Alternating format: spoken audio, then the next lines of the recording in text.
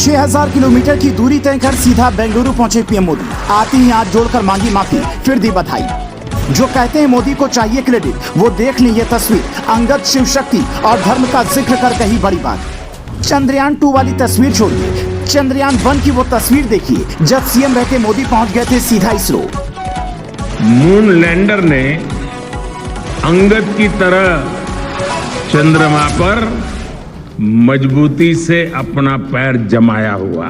ये शब्द पीएम मोदी ने जैसे ही कहा, पूरा देश समझ गया कि चांद पर तिरंगे के साथ साथ सनातन संस्कृति का झंडा गड़ चुका है। और इसी के साथ पीएम मोदी ने और भी कई बड़ी बातें कही, लेकिन वो बताएं उससे पहले आपको ये समझाते हैं कि कैसे पीएम मोदी क्रेडिट लेते नहीं बल्कि देते हैं। भारत से ग्रीस की दूरी करीब 6000 किलोमीटर है। करीब 6 से 7 घंटे फ्लाइट में सफर करने के बाद बड़े से बड़े नेता थक जाते हैं और कहते हैं कि सीधा चलेंगे, वो भी तब जब 3 दिनों से आप विदेश के दौरे पर हो और लगातार एक के बाद एक मीटिंग अटेंड कर रहे हो। लेकिन पीएम मोदी ने विमान सीधा बेंगलुरु में उतार दिया। वहां एयरपोर्ट पर पहले 10 मिनट जमा लोगों को संबोधित किया, फिर रोड शो किया और सीधा इसरो हेडक्वार्टर पहुंच गए। वहां पहुंचते इसरो चीफ एस सोमनाथ जैसे ही हाथ मिलाने के लिए आगे आए, उन्हें गले लगाया और एक अभिभावक की तरह पीठ थपथपाई। बाकी वैज्ञानिकों को बधाई दी। चंद्रयान 3 वाला मॉडल देखा, फिर ऐसी बातें कही जिससे सुनकर वैज्ञानिकों का सीना गर्व से चौड़ा हो गया। मैं साउथ अफ्रीका में था, फिर ग्रीस के कार्यक्रम में चला गया, लेकिन मेरा मन पूरी तरह आपके साथ ही लगा हुआ था। लेकिन कभी कभी लगता है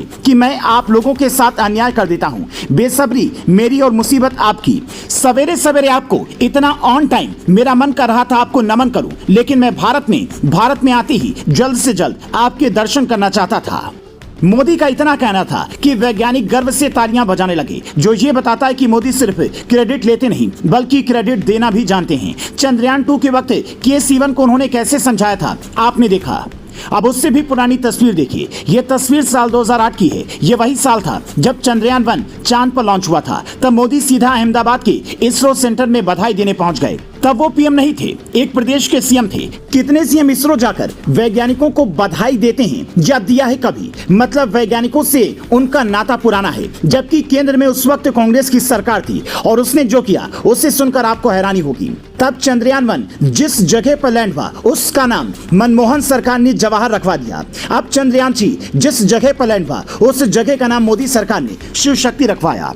जिस स्थान पर चंद्रयान 3 का मून लैंडर उतरा है, अब उस पॉइंट को शिव शक्ति के नाम से जाना जाएगा, जो ये बताता है कि कांग्रेस के लिए अंतरिक्ष में परिवार पहले है, जबकि मोदी के लिए अंतरिक्ष में भी सबसे पहले देश और देश की सभ्यता संस्कृति है।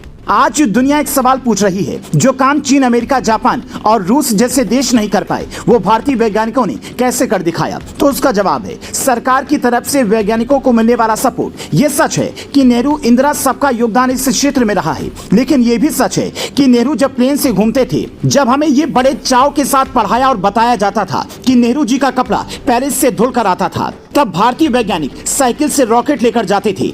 जबकि आज मोदी प्लेन से विदेश जाते हैं तो साथ में ये भी कहकर जाते हैं कि वैज्ञानिकों के लिए बजट कम नहीं होना चाहिए। यही नजरिया का फर्क है। काम तो हर सरकार करती है और करना भी पड़ेगा, क्योंकि जनता ने आपको चुनकर उस कुर्सी तक पहुंचाया है। लेकिन अगर आप पहले परिवार देखेंगे तो फिर ठीक उसी तरह कुर्सी से उतार भी देगी, जैसे 2014 में किया। आज मोदी के भाषण में जो भावुकता थी वो किसी और नेता के भाषण में नहीं दिखी। इतनी बड़ी उपलब्धि पर मोदी ने इसरो जाकर वैज्ञानिकों को बधाई दी, लेकिन बाकी विपक्षी दलों के नेताओं ने क्या किया? क्या किसी ने कोई कार्यक्रम का आयोजन किया? क्या ये मोदी का चंद्रयान 3 था? इसीलिए मात्र ट्वीट कर विपक्षी नेताओं ने पीछा छुड़ा लिया। यही वो बात है जो मोदी को अलग बनाती है। तो विपक्ष रोने लगता है, जनता हमें मौका नहीं दे रही है।